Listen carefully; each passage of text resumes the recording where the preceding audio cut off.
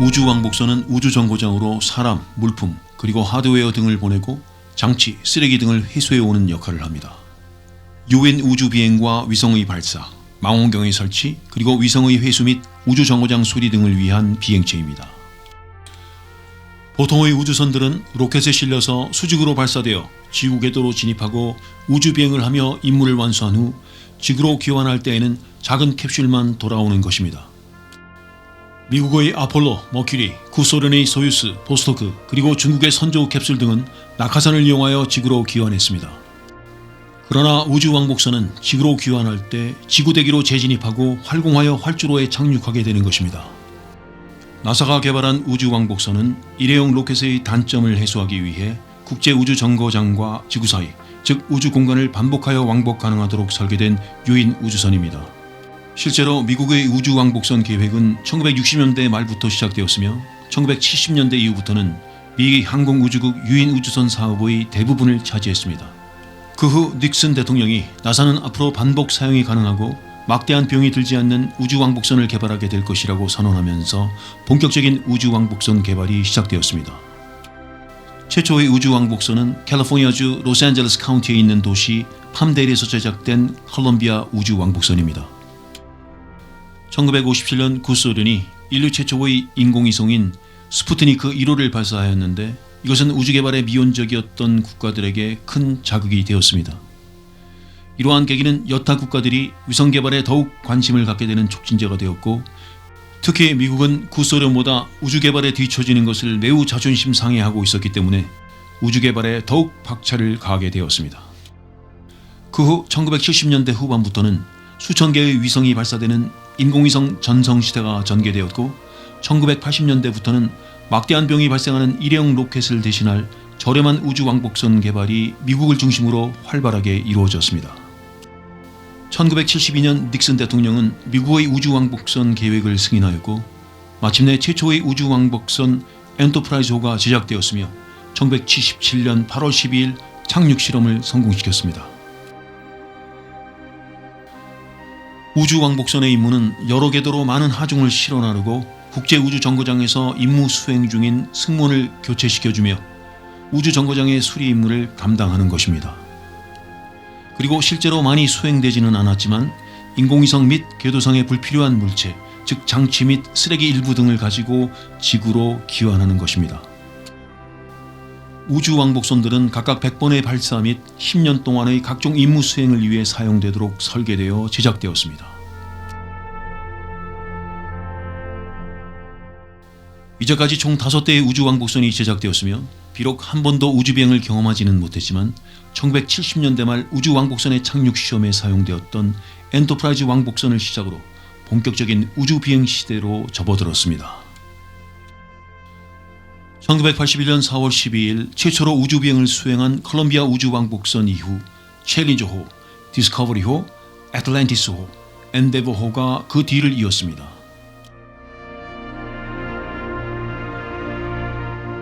콜롬비아 우주왕복선은 4,808번이나 지구를 돌았고 총 비행거리는 2억 149만 7,772km였습니다. 그리고 챌린저 우주왕복선은 995번 지구 둘레를 회전했고 총 비행거리는 4,152만 7,416km이었습니다. 디스커버리 우주왕복선의 지구 회전 횟수는 4,027번이었으며 총 비행거리는 1억 6,815만 7,672km였으며 애틀랜티스 우주왕복선의 지구 회전 횟수는 3,468번이었고 총 비행거리는 1억 4,469만 4,078km이었습니다. 그리고 엔데버 우주왕복선은 3,259번 지구 둘레를 회전했고 1억 3,691만 237km의 총 비행거리를 기록했습니다. 지금부터 엔터프라이즈호의 실험부터 엔데버호의 우주비행까지 자세히 알아보겠습니다. 가장 먼저 제작된 우주왕복선 1호 엔터프라이즈호는 지구 대기권에서 시험용으로만 사용했으며 궤도선 번호는 OV101이며 OV는 Orbital Vehicle입니다. 엔터프라이즈호는 특별히 개조한 보잉 747-100의 등에 업혀서 고공으로 올라간 후 무동력 활공 및 착륙 시험을 했습니다. 즉 하늘 높이 올라가 분리된 뒤 혼자 착륙하는 시험을 함으로써 우주 왕복선이 안전하게 한강 착륙이 가능하다는 것을 입증했습니다. 비록 우주 공간으로 발사된 적은 없지만 플로리다의 케네디 우주센터 발사장에서 외장 연료 탱크와 고체 로켓 부스터를 장착하여 이륙 자세로 실험적으로 잘 되는지 세워보기도 했습니다.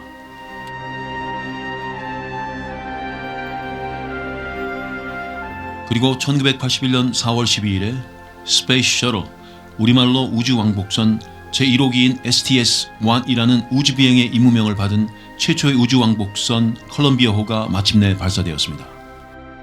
콜럼비아호는 수십 차례의 우주비행을 통해 수많은 각종 과학실험을 수행했습니다. 2명의 우주비행사가 탑승하였고 실제 임무에 투입된 최초의 우주왕복선이며 콜럼비아호의 발사는 새로운 우주여행 시대의 개막을 알렸습니다. 콜럼비아호는 1982년까지 STS-2, STS-3, STS-4의 실험비행과 STS-5의 상업비행을 성공리에 마쳤습니다.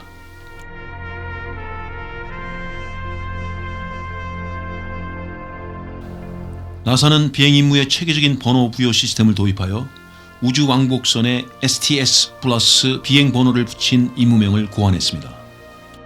STS는 우주 수송 시스템, 즉 Space Transportation System의 약자이며 이것은 발사 순서에 따라 STS-1, STS-2 등으로 불리게 되었습니다. 그러나 더욱 복잡해질 비행 계획에 대비하여 STS-41B와 같이 두 자리 숫자와 한 개의 알파벳으로 만들어진 이름으로 한 차례 새로운 임무 명칭 체제를 도입하여 사용하다가 챌린저호의 비극적인 사고 이후 STS 플러스 발사 순서번호 형태의 옛날 방식이 부활되었습니다. 챌린저호의 사고 후 첫 번째 우주비행은 순서대로 26번째에 해당되어서 STS-26부터 다시 시작되었습니다. 우주왕복선은 1959년부터 2005년까지 사용되었던 미국의 우주 발사체인 타이탄이라는 로켓의 등에 엎여서 발사되는 형식의 비행체입니다. 이러한 발사 시스템은 연료 탱커의 등 쪽에 고정적으로 설치되어 있는 최종적으로는 위성 궤도에 도달하는 궤도선과 액체 연료를 공급해주는 연료 탱크, 그리고 전체 비행체를 발사시키는 고체 연료 로켓의 세 부분으로 구성되어 있습니다. 우주왕복선은 이륙할 때 수직으로 올라가며 2분 후에 두 개의 부스터를 분리시킨 후 지구 표면과 평평하게 수평 비행을 하게 됩니다. 그래서 부스터가 분리되는 2분이 매우 중요한데 2분 동안은 모든 것이 한치의 오차 없이 완벽해야 합니다. 상승 비행을 촉진하기 위한 매우 중요한 장치인 부스터는 지름 3.71m, 길이 45.4m의 고체 연료 로켓이며 연료 탱크 양쪽에 부착되어 있습니다. 발사 2분 후 부스터는 본체에서 분리되어 발사대로부터 대략 180km 거리의 바다 위에 떨어집니다. 1983년 4월 4일 두 번째로 개발된 우주왕복선 챌린저호가 STS-6라는 비행 임무명을 받고 제1차 비행에 나섰습니다. 이것은 스페이스 셔틀의 6번째 우주 비행이자 STS-5에 이은 두 번째 실용 비행입니다. 이 임무는 1983년 4월 9일까지 우주 공간에서 수행되었는데 4월 7일에는 인공위성 보수를 위한 우주복의 능력 실험을 하였고 249분 동안 우주왕복선 사상 최초의 우주 유영이 실시되어 많은 화제를 남겼습니다. 우주 유영을 EVA라고 하는데 Extravehicular Activity에서 따온 말입니다. EVA는 우주왕복선 동체와 인공위성을 수리하고 또는 우주 정거장의 조립 등을 위해서 우주 비행사가 직접 우주 공간으로 나가서 일을 하게 되는 경우입니다. 그야말로 우주 비행사들에게 이 일은 매우 특별한 임무인 MS, 즉 미션 스페셜리스트라고 합니다. 그리고 미국 최초의 여성 우주 비행사 셀리 라이드와 최초의 흑인 우주 비행사 기언 블러버드가 탑승하여 최초라는 수식어가 많이 붙었던 특별한 우주 비행이었으며 캘리포니아주 에드워드 공군기지에 안전하게 귀환하였습니다. 챌린저호의 제2차 비행 STS-7은 역시 케이프 케네디 우주센터에서 1983년 6월 18일에 이루어졌습니다. STS-7의 임무는 인도네시아의 통신위성 팔라파-B와 캐나다의 통신위성 에닉C를 정지 궤도에 투입하고 로봇 8에 의한 인공위성 회수 실험이었습니다. 모두 성공적으로 임무를 완수하고 6일 동안의 비행시간을 마친 후 6월 24일 에드워드 공군기지로 무사히 귀환하였습니다. 챌린저 5의 제3사 비행 STS-8은 1983년 8월 30일 새벽 2시 32분에 역시 케이프 케네디 우주센터에서 발사되었는데 특이하게도 야간에 발사된 것이 특징이었습니다. STS-8 3차 비행의 임무는 인도의 통신위성과 TDRS를 정지 궤도에 올리고 3,384kg의 덤벨 작동 기능의 실험이었는데 모두 성공적으로 임무를 완수하였습니다. 챌린저 5는 6일 동안의 3차 비행을 마치고 미국의 노동일인 9월 5일 새벽 3시 42분에 에드워드 공군기지에 무사히 귀환하였습니다. 그리고 1984년 8월 30일 세 번째 우주왕복선인 디스커버리호가 발사되었습니다. 처녀 비행에 나선 디스커버리호는 주로 통신위성이나 군사위성의 발사 임무를 맡았고 외국 위성을 쏘아 올려주거나 외국 우주 비행사를 태워 비행하는 일을 했습니다. 물론 모두 유료입니다. 그리고 국제우주정거장 조립 임무에 사용되었습니다. 그리고 네 번째로 제작된 우주왕복선 애틀랜티스-5는 STS-51J라는 임무를 부여받고 1985년 10월 3일에서 10월 7일에 걸쳐 최초 비행을 수행하였습니다. 이때 애틀랜티스-5는 금성 탐사선 마젤란 위성을 성공적으로 발사하고 돌아왔습니다.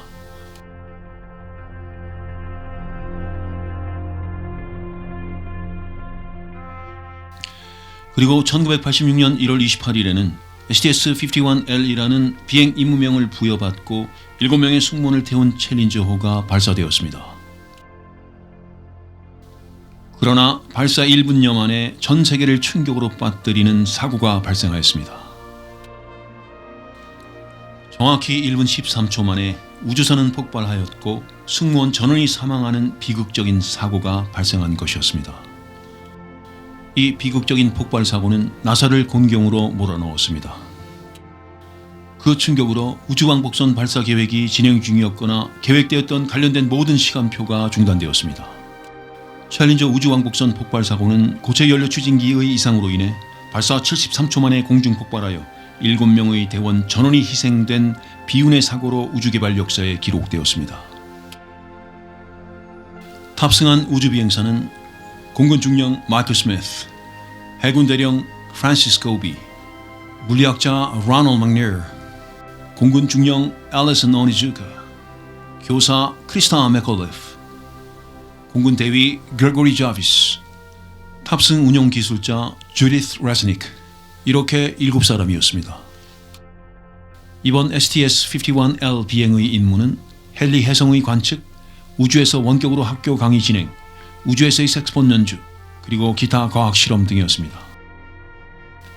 챌린저 5는 1986년 1월 22일 발사 예정이었습니다.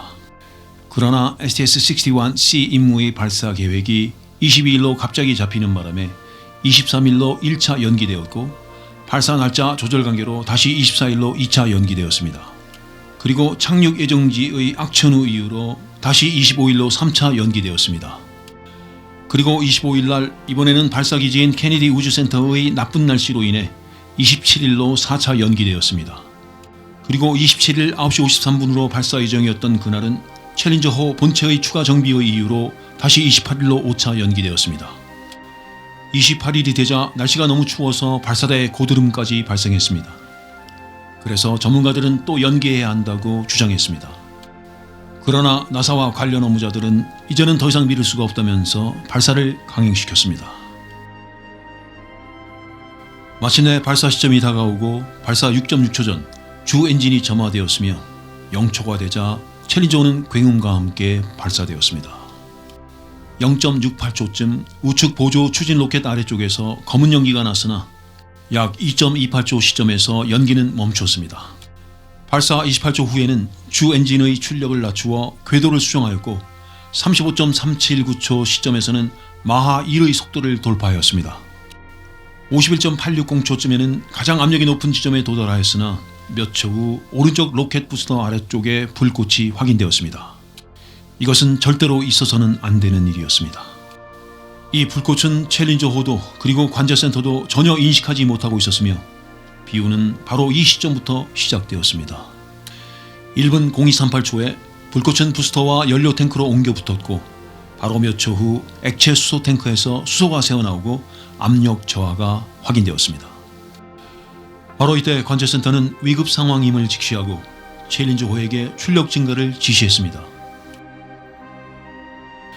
그리고 72.284초에서 72.525초 사이에 우측 로켓 부스터가 바깥쪽으로 밀리면서 가속하였고 73.025초에는 외부 연료 탱크의 압력 저하 현상이 발생하여 탱크 위쪽 돔이 파손되었습니다. 바로 이때 우측 부스터가 연료 탱크를 타격하여 챌린저호는 폭발하였습니다. 챌린저호의 비극은 그 장면이 고스란히 미국과 전 세계에 생중계되었고 그 비극적인 생생한 화면은 미국인들에게 트라우마를 가져다 주었습니다.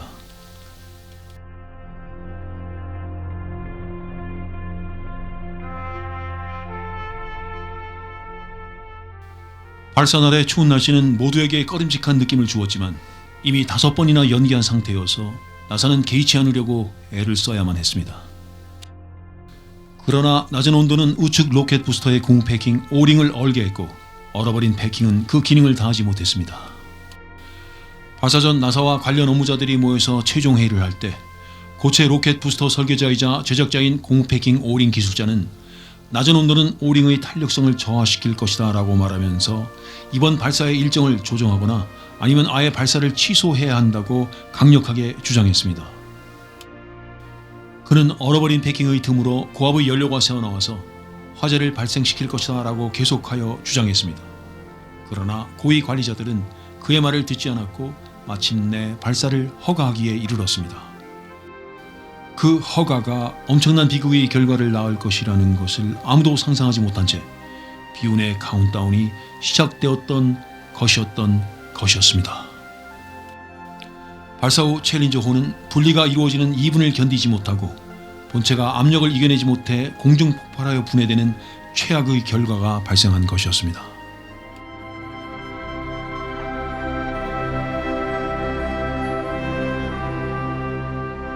이 사고로 인해 우주왕복선의 운용은 전면 중지되는 국면을 맞았습니다. 희생자들을 추모하는 마음으로 달의 크리에이터와 소행성 등의 희생자들의 이름이 지어졌습니다. 또한 미국의 건물과 도로, 심지어 학교에도 희생자들의 이름을 따서 개명하는 일이 많이 발생했습니다. 특히 학자 출신인 맥네오와 교사 출신인 네콜리프의 이름을 따서 학교명을 바꿔버리기도 했습니다. 그들을 그리워하는 미국인들은 희생자들의 유족이 중심이 된 비영리 교육재단인 챌린저 재단이 설립되었고 챌린저호와 승무원들을 추모하는 노래도 만들어졌는데 스웨덴의 인기그룹 유럽이 탑승자들의 영전에 바치는 추모곡이라면서 The Final Countdown을 공개하여 그 당시 유럽 차트를 석권했습니다. 그리고 감미로운 노래로 잘 알려진 존 덴버의 Flying For Me 등의 추모곡이 있었습니다. 존 덴버 그 역시 안타깝게도 1997년 10월 12일 경비행기 추락사고로 53세의 아주 젊은 나이에 더 이상 세상 사람들에게 그의 주옥 같은 노래를 선사하는 것을 멈추고 세상을 떠났습니다. 챌린저의 사고 이후 다시 우주왕복선이 비행에 나서기까지는 2년 8개월의 시간이 흐르고 나서야 비로소 재개되었습니다. 나사는 포기하지 않았습니다. 전원 베테랑 우주비행사들을 참여시키고 개량된 고체 연료 부스터를 설치하고 안전 규정도 대폭 강화시켰습니다. 또한 우주비행사 전원에게는 만약의 경우 탈출을 위한 낙하산과 생존장치가 달린 무거운 비행복이 입혀졌습니다. 1989년에는 뜨거운 행성인 금성을 탐사하기 위한 마젤란 탐사선과 같은 해 목성 탐사선 갈릴레오가 우주왕복선을 타고 우주로 나아갔습니다. 1988년 9월 29일 우주왕복선의 발사는 디스커버리 호에 의해 재개되었고 1990년대 들어 국제우주정거장 건설 임무를 맡았습니다. 또한 1990년에는 우주왕복선 디스커버리 호가 허블 우주망원경을 우주로 가져가 우주공간에 띄웠습니다.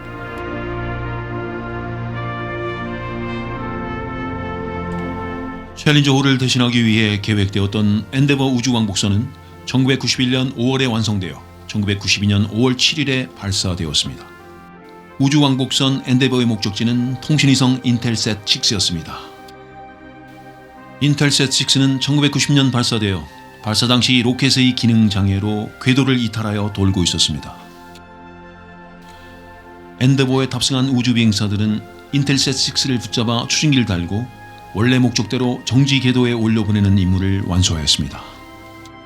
매우 위험한 고난이도의 임무였지만 4차례의 선회 활동을 통해 성공적으로 정지 궤도에 올려보냈습니다. 엔데버호는 첫 비행에서 3명이 동시에 선회 활동을 시행하였고 무사히 귀환하였습니다. 그 후 엔데버호는 허블 우주망원경의 수리와 국제우주정거장의 조립 등의 임무를 완수했습니다. 그리고 애틀랜티스호는 1995년 러시아의 우주정거장 미르호와 사상 첫 도킹에 성공하였습니다. 애틀랜티스호는 주로 미르호와의 도킹 업무와 군사위성 발사 임무를 수행했습니다.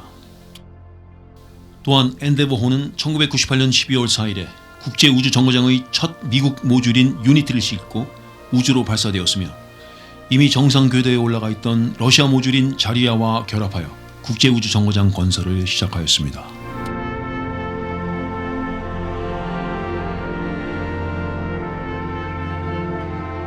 나사는 국제우주정거장을 1990년대가 되면서 본격적으로 착수하게 됩니다.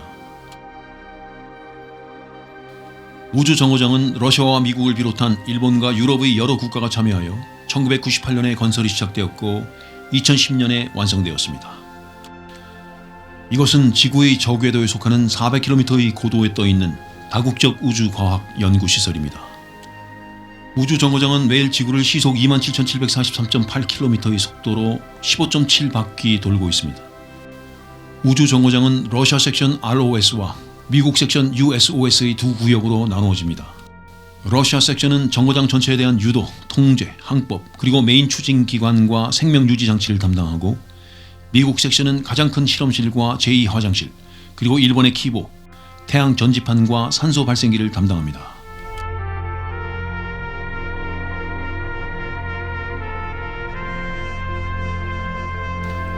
비극은 챌린저호만으로 끝나지 않았습니다. 챌린저호의 사고가 발생한 지 17년이 지난 2003년 2월 1일에는 최초로 제작되었던 우주왕복선 콜럼비아호가 28번째 우주비행을 마치고 지구로 돌아오다 공중폭발하는 사고가 발생했습니다. 이 공중폭발 사고로 인해 미국인들은 또 슬픔에 빠졌고 그 충격으로 인해 우주왕복선 관련 계획 모두는 또다시 무조건 중단되었습니다. 챌린저호 폭발 사고는 대기와의 마찰이 없었기 때문에 승무원들의 시신을 온전한 상태로 찾을 수 있었으나 콜럼비아 호의 사고는 대기권과 심한 마찰로 인한 폭발 화재로 헬멧 등의 부품들만 조각으로 확보할 수 있는 가장 비극적인 우주 왕복선 사고가 되었습니다. STS-107의 승무원들은 미 공군 대령 릭 하우스밴드, 인도 출신 로보팔 오퍼레이터 캘페아나 촐라, 미 해군 중령 윌리엄 맥콜, 미 공군 대령 데이비드 맥다웰 브라운, 미 공군 중령 로레 클라크, 미 공군 중령 마이클 앤더슨, 이스라엘 공군 대령 일란 레이몬이었습니다. 이들은 우주 공간에서의 79가지나 되는 중요한 임무를 모두 성공적으로 마치고 이제 마지막 남은 가장 중요하면서도 가장 간단한 임무는 지구에 무사히 착륙하여 각자 집으로 돌아가는 단 하나의 임무만 남겨둔 상태입니다. 그러나 갑자기 8시 59분 32초에 콜럼비아 호와의 수신이 끊겼습니다.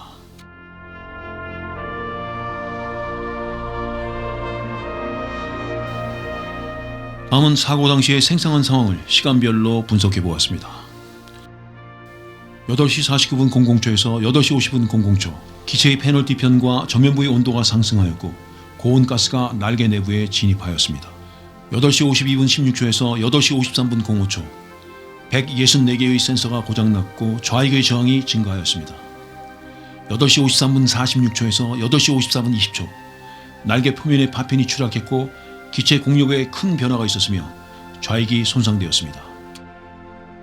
8시 56분 16초에서 8시 58분 09초 유압 라인 온도가 상승했고 기체 공력의 큰 변화가 발생했습니다. 8시 58분 56초에서 8시 59분 29초 좌측 랜딩 기어의 압력 및 온도 데이터가 상실하였습니다. 8시 59분 32초에서 9시 00분 14초 미션 컨트롤 센터와 수신이 불가능하게 되었고 데이터가 상실되었습니다. 9시 00분 23초 폭발로 인한 기체의 파괴가 확인되었습니다.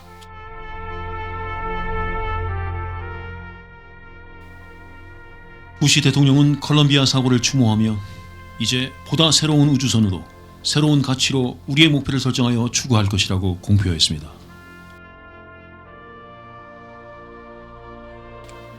(2011년 7월 8일) STS-135 임무를 부여받은 애틀랜티스호가 발사되었습니다. 발사 후 우주정거장 도킹에 성공하고 12일간 임무를 수행한 뒤 7월 21일 지구로 귀환했습니다. 이번 비행은 미 우주왕복선의 135번째 비행이자 마지막 비행이었습니다. 지금부터 엔터프라이즈5를 포함하여 총 6선의 우주왕복선의 관련 기록을 짚어보겠습니다. 먼저 엔터프라이즈 우주왕복선입니다.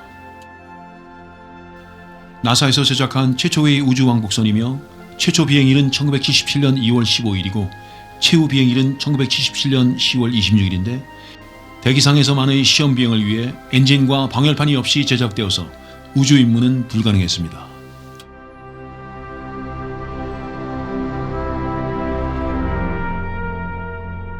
다음은 컬럼비아호입니다. 1981년 4월 12일부터 2003년 2월 1일까지 우주에 투입되었고 수행 임무 수는 28차례이며 임무 수행을 위해 탑승한 총 인원수는 160명이었습니다. 총 우주 체류 일수는 300일 17시간 40분 22초이고 지구를 4,808번 돌았습니다. 총 비행거리는 2억 149만 7,772km이며 발사 위성수는 8기에 달합니다. 다음은 챌린저호입니다. 1983년 4월 4일부터 1986년 1월 28일까지 10차례의 수행 임무를 완수했고 10개의 발사 위성수를 기록했습니다. 우주 체류 시간은 62일 7시간 56분 22초이며 4,152만 7,414.4km의 총 비행거리를 기록했고 지구를 995번 돌았습니다. 다음은 디스커버리호입니다. 1984년 8월 30일부터 2011년 3월 9일까지 수행 임무수는 39회였고 총 탑승 인원수는 252명이었습니다. 우주 체류 시간은 1년 12시간 53분 34초이었으며 지구 주회 횟수는 5,830회이었습니다. 허블 망원경을 포함해 발사 위성수는 31개에 달하였으며 총 비행거리는 2억 3,853만 9,063km이었고 미르 도킹 횟수 1회, ISS 도킹 횟수는 13회였습니다. 다음은 애틀랜티스호입니다. 1985년 10월 3일부터 2011년 7월 20일까지 발사 위성수는 14기이었고 수행 임무수는 32회이었습니다. 탑승 인원수는 총 191명이었으며 우주 체류 시간은 293일 18시간 29분 37초이었고 지구를 4,648회 돌았습니다. 1억 9,416만 8,813km의 총 비행거리를 기록했으며 7번 미르 도킹 그리고 12번의 우주정거장 도킹을 했습니다.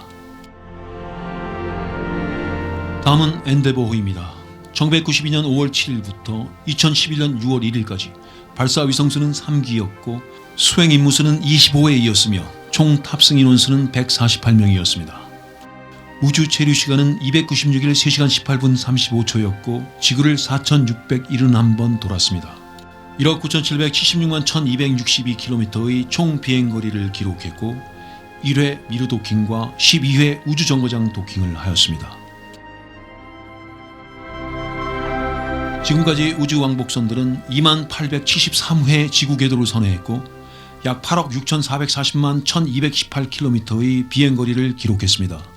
이 수치는 지구와 달을 2,248번 비행할 수 있는 거리이며 5.7AU, 즉 지구로부터 태양까지의 5.7배에 해당하는 거리입니다.